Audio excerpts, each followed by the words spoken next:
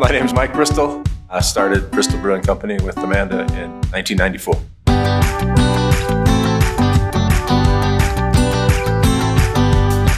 Yellow Kite was really something that we were very excited to do when we started doing it. If I go to a new brewery that I've never been to and I don't know anything about, and I look at their beer lineup, if they have a Pilsner, that's generally the first beer that I will order. And other brewers will tell you this too, I can pretty much tell from that beer how the rest of them are going to be. It's really a test of the brewer's sort of technical ability. I think the real challenge with brewing a Pilsner is that there's nowhere to hide.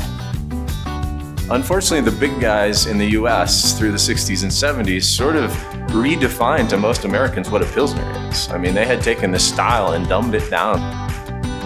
There's a lot of things that we're looking at throughout the process. Some of it is visual, some of it is, do we have a clear running wort before it goes to the lauter tun? Of course, we're checking the sugar content, the pH, the temperature control is key, the amount of oxygen that we're putting in as it's going to the fermentation.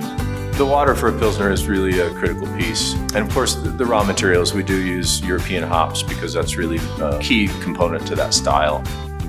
It takes about twice as long as our ale used to ferment, and then it also has a fairly long cold aging process as well. So even after the fermentation is done, we drop the temperature even further, and then we do a cold aging process.